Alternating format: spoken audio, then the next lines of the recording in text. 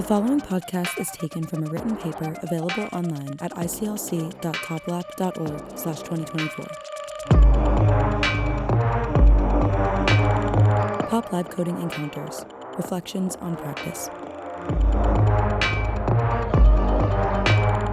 Written by Jack Armitage, known as Lil Data, Sarah Davis, known as DJ Dave, and additional commentary by Gus Lobban from Caro Caro Bonito, also known as Kane West. This paper was written for this year's International Conference on Live Coding and is published alongside other works written and created by live coders around the world. You can read and interact with their work through iclc.toplab.org/2024 for the most comprehensive dive into the world of live coding.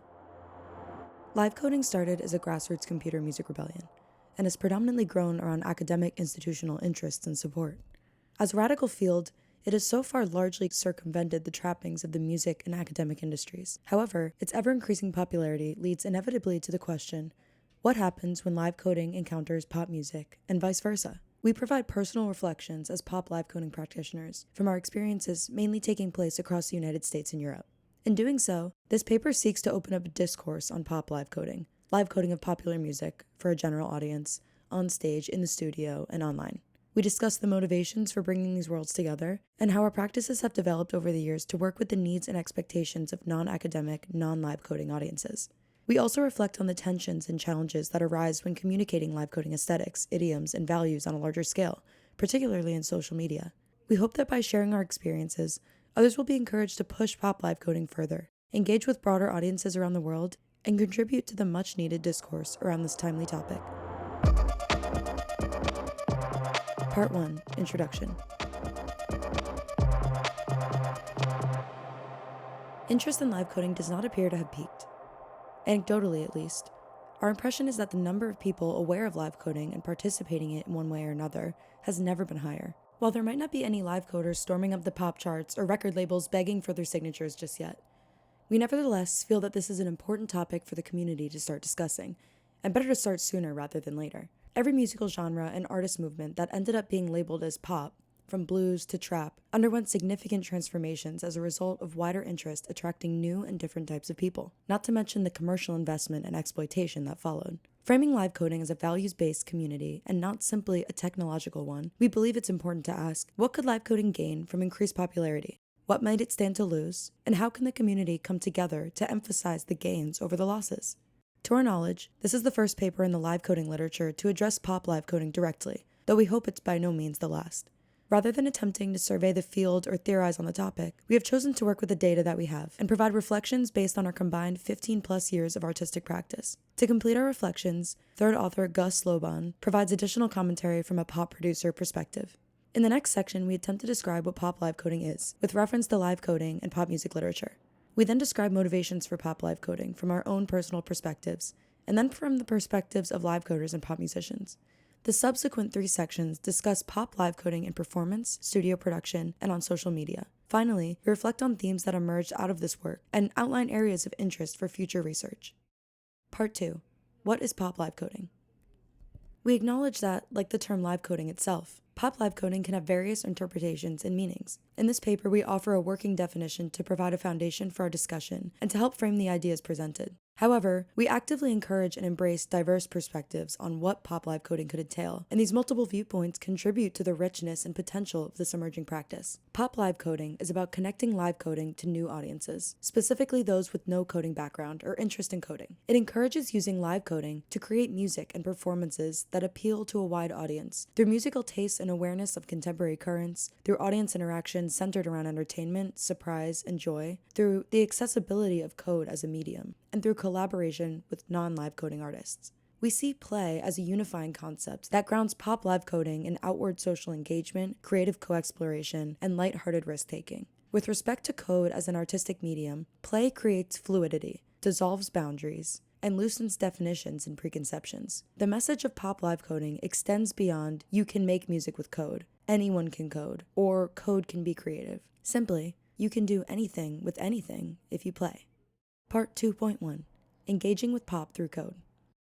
Engaging with live coding in a pop context requires being self-aware of how code is perceived by the general public. In popular media, the main references that are culturally associated with code are mostly negative. Hackers and hacking, techno-solutionism, tech bros in Silicon Valley, neoliberal capitalism, privacy invasions, surveillance, identity theft, and labor automation. These are both the first hurdles to overcome in communicating with code, and the factors to be aware of and sensitive to when bringing code into spaces where it might be perceived as insensitive or even threatening. These connotations are in stark contrast to those that the live coding community uplifts and celebrates: neurodivergence, community, open source, public commons, pedagogy, culture, craft, and art. Also absent from the popular image of code is the long history of code art, aesthetics, and poetry. We believe that in this differential of perception, there lies a latent potential for pop live coding to bring powerful and liberatory ideas into the public imagination, also creating space to explore alternative identities and reformulate ideas of personhood.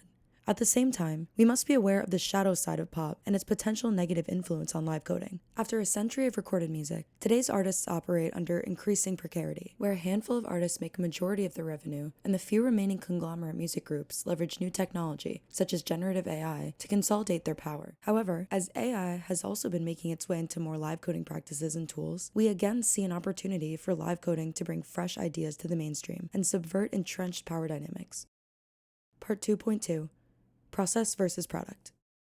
We agree with the authors of the recent book, Live Coding, a User's Manual, that live coding cannot and should not be rigidly defined, and pop live coding is no different. Nevertheless, their initial description of live coding will be familiar to anyone who has attended an Algorave. That description is: live coding has been described in terms such as writing software in real time, changing a program while it's running, projecting the screen for an audience to participate in, writing as an improvisatory practice, composing live using textual notation, changing rules while following them, conversational programming, conversing with the computer in its own native language, thinking in public, and creating using bespoke systems tailored for on-the-fly or just-in-time performance. This quote highlights the heavy process-oriented nature of live coding to date. It's about coding, changing, projecting, writing, composing, thinking, and creating. An immediate contrast can be made with pop music, where the product is the main focus. One definition of pop live coding could propose that live coding is process art and pop music is product art, and pop live coding is where these two worlds meet. This is a useful starting point, although it's worth briefly considering the ways in which it oversimplifies. The end product for an Algorave performance, for example, is in part to make people dance, or at least have a lot of fun trying. Likewise, pop musicians and fans alike take great interest in the stories of how their favorite songs come to be. In the context of pop live coding, pop puts an emphasis on the ability of the final product or performance to exist independently from the process by which it was created. Relative to live coding, this may mean the listener may be unaware of the live coded process entirely. With live code performance, it may mean there's no visual setup present with the performer. With pop, there's no guarantee that the audience has a baseline understanding of the craft, whether listening or watching. Thus, concision is an important focus for pop live coding, relevant equally in duration and content. There's always an underlying emphasis on the process amongst live coders, and this bears no less significance with pop live coding. However, pop live coding may take more time to reveal that process to their audience. Regardless of the indispensability of that process to the artist's actual work, pop live coding takes into account the knowledge of the audience and delivers a product respectively. Part 3. Motivations for pop live coding. Why has pop live coding only begun to emerge recently? Now that it's starting to emerge, who might be interested in pursuing it, and why? 3.1. The slow emergence of pop live coding.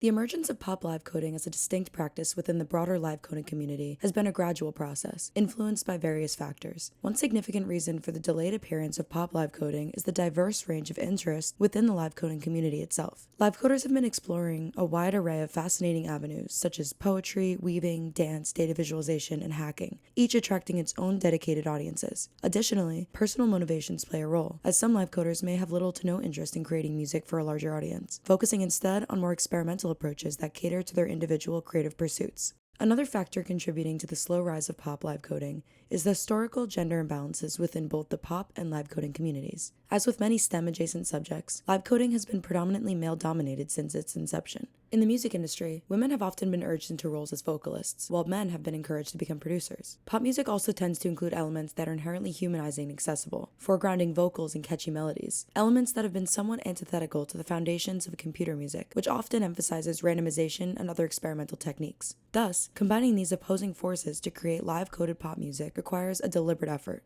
Unsurprisingly, progress in vocally led live coding has primarily come from women, such as Emma Winston and Melody Loveless, highlighting the importance of diverse perspectives in the development of pop live coding. Part 3.2. Why pop live coding? What are the motivations for engaging with pop live coding? We offer 4 different perspectives for the reader to consider, first attending to live coders approaching pop music, and vice versa. We then supplement these with our own personal accounts. Part 3.2.1 Live coders approaching pop music. For live coders interested in pop music, we believe there are 2 basic questions regarding creativity or artistry. Do you gain creative fulfillment from making and listening to pop music? And do you enjoy collaborating with artists who are potentially experts in their respective music fields but have no idea what live coding is? If the answer to both questions is yes, the next question is the financial one of whether you seek a living from making music, because pop is also, of course, an industry. Though a behemoth unto itself, the music industry can potentially provide live coders with a more direct form of income compared to academic grants or salaries, artist residencies, and other forms of professional labor that do not revolve around musical artistry. Finally, we believe it's important to consider how through engaging with pop, the live coding community can expand its already noteworthy impact on socio-technical discourse and become sustainable for a more diverse range of artists. Though there are 42 artist expositions in Live Coding, a User's Manual, only 3 of them mention pop music, and one of those is the second author of this paper. Despite this, we know we're not the only ones interested in pop in this community. There are many upcoming pop live coders out there besides ourselves, and Appendix A is our attempt to provide names and links to pop live coding artists. Part 3.2.2 Pop musicians approaching live coding. For pop musicians interested in live coding, there are also some starter questions to consider. Does code as a musical notation and instrument appeal to your tastes? And do you desire to break through the artificial walls imposed by most musical software and have a more direct relationship with algorithms, computers, and their history? Though novel to many, live coding is one of the oldest forms of computer music, with a dense trail of literature to engage with. That all relates heavily and consequently to the state of contemporary technology and society, which is a common theme in pop. As the proceedings of this conference show, live coders are also at the forefront of creative exploration of artificial intelligence in music. Though we enjoy pop performances that rely on playback of recordings, performing with code introduces risk and vulnerability that is refreshingly honest and potentially liberating. Part 3.2.3 My interest in pop music production preceded my introduction to live coding in 2019, but combining the two was what ultimately led me to discover a desire to pursue a music career. The structure that live coding brings to music production and performance revealed a way of creating that I didn't know previously was possible. This type of analytical and methodical approach that is not always immediately associated with a creative process, and which is exciting for someone like myself who thrives in structured and organized environments. I was also excited by the prospect of entering a pop space within live coding that had not yet been widely explored. With the advent and popularization of so many new electronic music genres and modes of production, it seemed timely and appropriate for pop live coding to exist and be popularized. It almost seemed like electronic music producers were trying to mimic live coding techniques and outcomes in their live production, like the show your code concept, which seems to be reflected in more artists putting their process on the forefront of their live performances. Even the aesthetics of underground live shows seemed to mirror what live coding embodied organically, like the actual aesthetics of code and the visual element of having hardware on stage. The existence of live coding in these pop spaces seemed inevitable and already welcomed, and all of these obvious opportunities were extremely exciting to me as an aspiring musician and live coder. Around 2012, I witnessed Alex McLean performing with tidal cycles and was instantly convinced that this was the answer to my increasing frustration and boredom with the digital audio workstation, DAW, as a creative tool. By 2013, I was part of the pop community centered around the PC music label and later evolving into the hyperpop genre, and my mission became to bring these two, at the time, obscure worlds together. Pop to me is an ideal vehicle for smuggling strange ideas into the public consciousness, and the Top Lap Draft Manifesto was full of wonderful ideas that I wanted to help disseminate. At the same time, I personally wanted to know what it would feel like to experience pop as code, and to explore how code's unique affordances could be applied creatively within the constraints of the pop formula. Part 4. Pop live coding and performance. In live coding, there are certain performance strategies that are commonplace, like projecting your code, collaborating with visual artists, and improvisation. In pop live coding, there's no assumption of a base knowledge amongst crowd members, and jumping into a performance without the initial steps to bring the audience up to speed can create a divide between the audience and artist. Explaining some aspects of the performance early on in a live show tends to make a performance more enjoyable for the audience, even when that explanation may only cover a part of the process. Even when taking extra care in this way, it's not uncommon for audience members to mistake the projected code for a visual, for example, a pre-recorded video with only an aesthetic relation to the live music being heard. For these reasons, storytelling in pop live coding is extremely valuable across all areas of the creation and release of music, and it's especially important in live performance. In this section, we share examples of how we've tailored our performances to general audience witnessing live coding for the first time, not as receipts to copy, though though we welcome this, but to convey an overall sense of care for the audience. Part 4.1.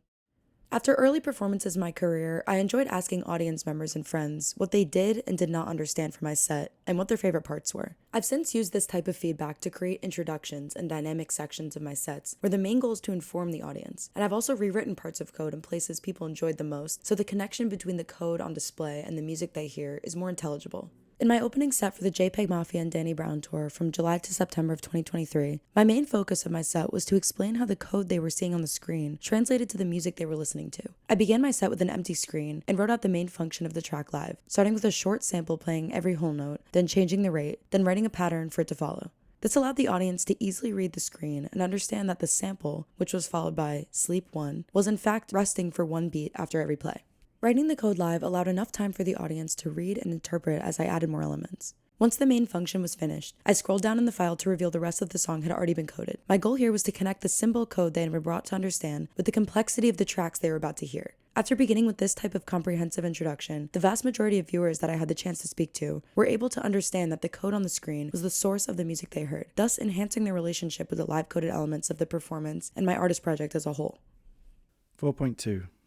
The most important aspect of pop live coding from my perspective is also perhaps the most obvious, that the musical structure has to flow and change at the same pace as pop music does. Obvious though this may be, this goes directly against what we might call a traditional live coding set, where layers of music are improvised, tweaked, and layered one at a time at a pace constrained mainly by typing speed, i.e. much slower than regular pop music. While I have found that it is possible to do this kind of musical iterating within a piece momentarily, and I liken this to a solo or instrumental break in a pop song, if it happens too often, the energy will dissipate and the audience will be lost, and it's hard to win them back from there. This fundamental constraint influences all of my decision making: set composition, song duration, code structure, algorithmic pattern writing, sample library curation, transitions, and so on. The second main constraint I pay the most attention to is context. I've always strived to learn as much as possible about the gig location, lineup, set times, and venue look and feel. This helps me to understand who the audience are and where they will be when I begin, and what opportunities I might have to connect with them. Context informs the energy peaks and troughs, the balance of surprise and continuity, when improvisation might be effective, and what the main sonic and emotional landmarks should be. Having a framework like this has been essential for me, even though experience has also taught me that it's the smaller details and the unexpected that often become the most salient moments. At most of my pop shows, I have not had access to a projector, and I have to rely almost solely on the quality of my musical output instead of sharing the process. Sometimes, though, it can be useful to try to convey to the audience that I'm performing live in an unusual way. This can be achieved by briefly improvising near the beginning. In tidal cycles, this can be as simple as doing what I call a D1 BD solo. Already this demonstrates liveness sonically and hypes up the crowd with crazy kick drums, since this pattern would not be part of a regular song, and also could not be improvised in real time using familiar tools. In smaller venues, performing in the crowd can sometimes be an option that allows them to see your screen, though it's amusing how many people think you are able to chat with them while playing. You can also, cabling beware, momentarily tilt or turn your laptop to face the crowd so they can briefly see what you're looking at. There are other subtle ways of breaking the ice with a pop crowd using code and text. A classic is writing BPM 1000000, which is both highly legible to a general audience, and yet they can't predict what is going to happen, since most tools have a maximum tempo of 999, and almost no one has heard music that fast before. Similarly, high-level variables with familiar names also invite people in. For example, let mix equal 1110 as a 4-track mixer at the top of a file. An idiom that many live coders do is to write comments in real time for the audience to read, which is a fun way to do crowd work. I sometimes do a variation of this using text-to-speech synthesis via the say command on macOS. Code comments can include ASCII art, song lyrics, emojis, and all sorts that can resonate in various ways. Deliberately crashing your computer is another fun, somewhat risky way to engage a crowd. 4.3. The live code edit as a bridging tool. We've found that having a pop audience relate to you musically is another important element of pop live coding, and one way we approach this is through live coded edits and remixes.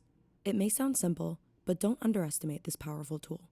By taking a song people are familiar with and adding live-coded elements and performance techniques, the audience has a constant that they can reference to when noticing the changes in the code relative to the changes in the familiar song.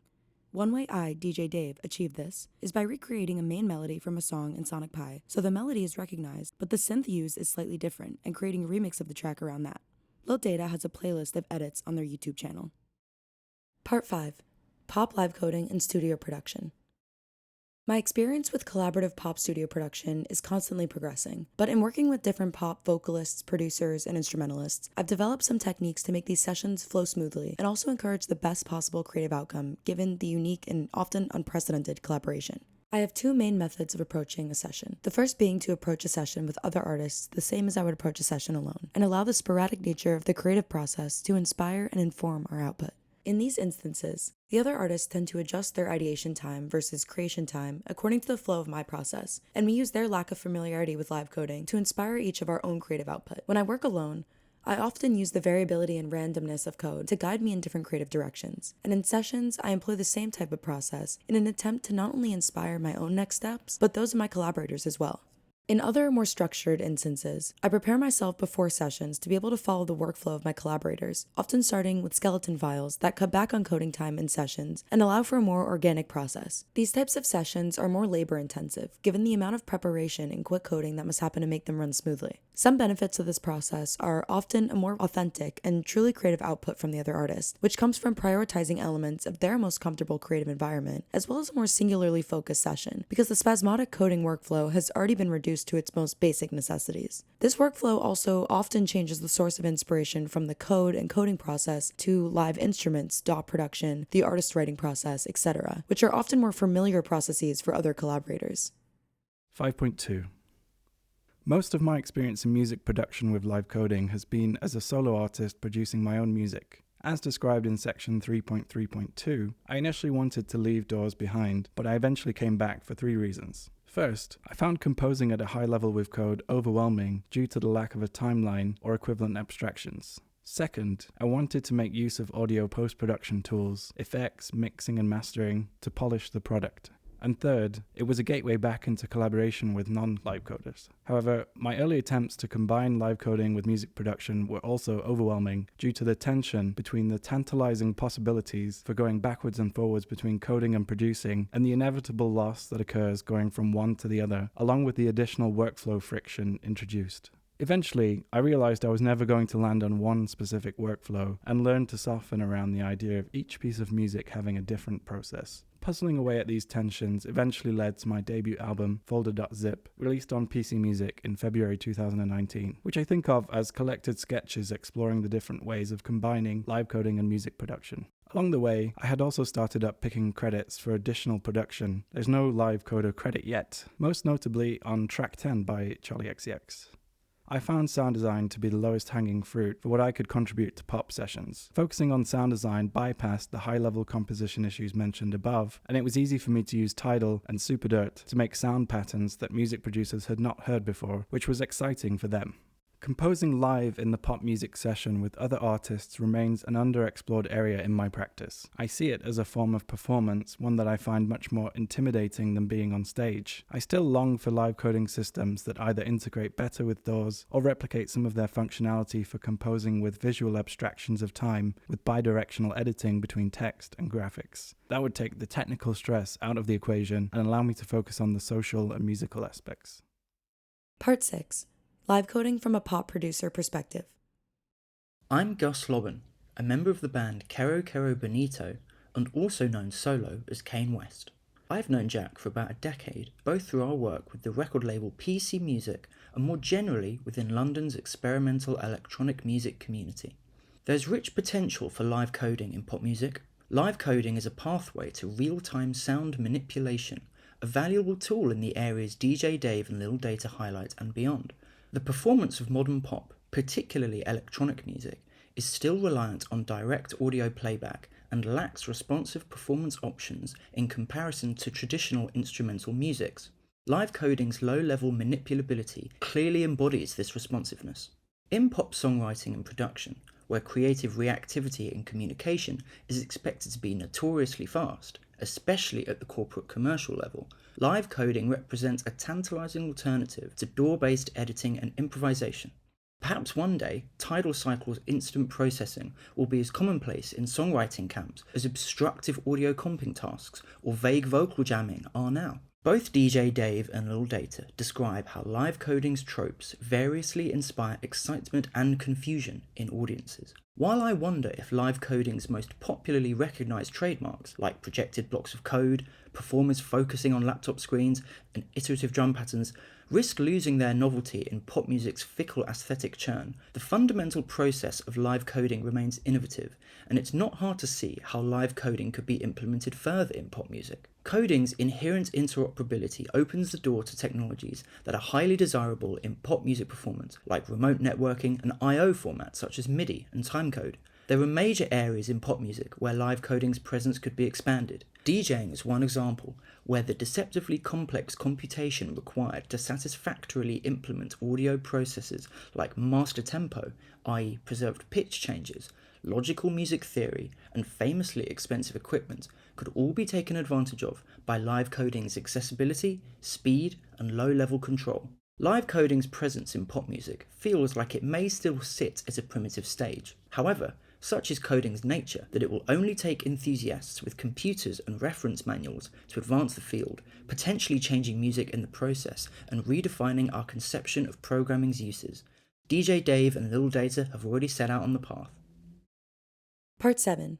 Pop live coding and social media. Here we focus on two platforms in particular. Lil Data relates their experience of Twitter, and DJ Dave offers an account of TikTok. We also describe our approaches to integrating live coding aesthetics into music videos on YouTube. 7.1. Twitter, or now X's troubled history and current death throes aside, important topics that we don't have room for here, there are two main what I would call pop live coding moments that I've had on Twitter that I think are worth discussing, and they are both screen capture videos of live coding. The first is an edit of Vroom Vroom by Charlie XCX, and the second is a partial cover of Avril 14 by Aphex Twin. Full code listings available in Appendix B. These two posts have received the most engagement of anything I've posted on the platform, and I think there are some key reasons why. The first post was an edit, see section 4.3, that I wrote for a gig, but afterwards I realised it brought together many things I'd been chipping away at for years, and recorded a single take of the track to post online. I cut the most iconic samples out of the original and composed a new hook from the bass line, and the rest of the track simply supported these hooks in a straightforward build and drop format. In the drop, multiple layers changed simultaneously, and I achieved this via the multiple cursors feature of my text editor. After the drop, I do an improvised code solo working on the vocal layer. As far as achieving pop in code form, this remains the closest I've come. It clearly resonated with hyperpop fans too, due to the popularity of the original, I think also because I'd managed to pull off an edit of it, apparently without ruining it. Among Aphex Twin fans, April 14th is known as Aphex Day after the song Avril 14, and people post covers of the track which vary widely in their level of completion and seriousness. I transcribed the main hook into Tidal through trial and error, but recorded myself writing it from scratch as if for the first time, i.e. performing the code, listen, code loop of learning how to play the song. This is something I wanted to share to illustrate one of the most enjoyable aspects of live coding, which is the conversation between you and the code. I wanted to capture a part of the live coding process that doesn't usually make it into the final product. This required editing the video in a particular way to fast forward some typing but keep the audio continuous, something that could not be achieved in real time. Apart from offering a fresh take on the meme itself, I believe the performative act of learning by writing, supported by a continuous musical edit, was what allowed this post to resonate. Part 7.2. During the COVID-19 pandemic, social media was for me the most available and reasonable approach to finding a community and engaging with other artists. At the time, I took to TikTok and began posting videos of me coding in Sonic Pi on my laptop. Quickly, I found social media to not only be a streamlined way to connect with listeners, but also a validating experience as an artist entering uncharted Sonic territory.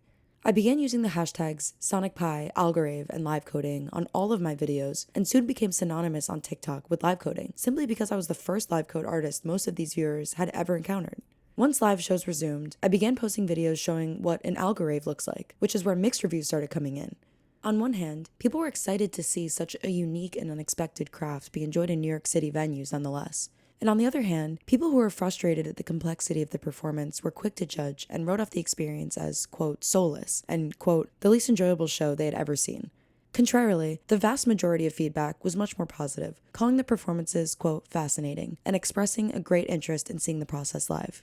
It comes as no surprise that social media platforms allow space for ridicule, so I looked at most negative comments as their true meaning, which is that the storytelling in my content was lacking for this new pop audience. On each video, I would take feedback presented both negatively and positively and use it to inform not only my storytelling on other TikTok videos, but also in performances, songs, artwork, and my general presence online. Taking from other friends' approach to online feedback, I made sure to consider only the helpful elements of negative comments and never take personally the tone or any comments that were altogether unhelpful. TikTok has changed drastically in the past year, however, and I believe it's become a toxic incubator for new artists because of the inevitable and singular aim of virality. As with any social media, I believe it's important that artists use them to their benefit and disregard elements that can cause detriment to their work ethic, interest in their craft, moral interest, and community. Social media should be a tool for artists to share their work in the way they intend their work to be shared, and oftentimes, even the smallest update or edit to a social media platform can have great effects on an artist's ability to share their work authentically. Creating spaces in real life for us to make and share art is more important now than ever, and I plan on continuing to use social media as a method of communication that will always come second to the art itself, which seems obvious, but an idea that's becoming less and less common in the music industry. Part 7.3: Pop live coding music videos. Another pop tradition that we both engaged with is the music video. Here are some brief notes about two examples that use code and their aesthetics differently to how they're usually presented in live coding performance. 7.3.1. In this video, directed and animated by Scotty2Hotty69, code is first introduced in the form of a carrot appearing as a Kubrick-like monolith in the middle of a retro racing game-styled landscape. The code of the track is then printed line by line, choreographed in sync with the vocal sample that leads the track, almost to appear as if it's being sung. The idea of singing the code was in reference to the lyric video, which was becoming more commonplace at that time. In collaboration with visual artists Shar Stiles and Andy Rolfes, the Array music video was imagined to visually embody different aspects of live code production, performance, and peripheral mediums. The setting, which was created in Unreal Engine by Rolfes and edited in GLSL by Stiles, among other contributions, features my Sonic Pi Ruby code in the sky, taken from the original track, and performance shots overlaid by code as well. The concept was to literally insert myself into this digital world, which we achieved with volumetric capture, courtesy of Scatter's Depth Kit. The video places lifelike footage in contrast to lifelike 3D renders throughout the video, painting a vivid image of what it might be like to step inside the sonic sphere of the song itself. Part 9. Conclusion. This paper has drawn upon our personal experiences as practitioners predominantly in the United States and Europe, and has sought to unravel the complexities that emerge when the worlds of pop and live coding collide. We've offered an initial working definition that pop live coding is about connecting live coding to new audiences, specifically those with no coding background or interest in coding. We've shared insights into how live coding can bring fresh perspectives to pop music and vice versa, both on stage and in the studio, and how it can engage with audiences in meaningful ways online. We discussed the delicate balance between the process-oriented nature of live coding and the product-focused ethos of pop music, and how this interplay offers unique opportunities for artistic expression and audience engagement. The role of storytelling and pedagogy emerged as vital in bridging the gap between these two worlds, making the intricate process of live coding comprehensible and appealing to a general audience. We call upon fellow practitioners and enthusiasts to push the boundaries of pop live coding further. By embracing the challenges and opportunities presented by this intersection, we can engage with broader audiences worldwide and contribute to the discourse around live electronic music performance and technology and society more broadly. We encourage reflection on how, as live coders, we project or settle for limited visions of what kind of artistry can be achieved via code. By rigidly defining what live coding is and who it's for, we limit its potential and miss the chance to connect our ideas and practices to new audiences. In other words, by embracing play, we can go crazy and then pop, if that's what we want to do. 10. Acknowledgements. DJ Dave and Lil Data made equal contributions to the writing and editing of this paper. We extend our gratitude to Gus Lobban for his additional commentary. Jack Armitage is supported by the Intelligent Instruments Project, INTENT, which is funded by the European Research Council, ERC, under the European Union's Horizon 2020 Research and Innovation Programme, grant agreement number 101001848. The full written paper, which includes appendices and code excerpts referred to in the paper, is available online at iclc.toplab.org/2024. You can find Jack, Gus, and I on social media and on all streaming platforms. Thank you for listening, and remember, we are always learning.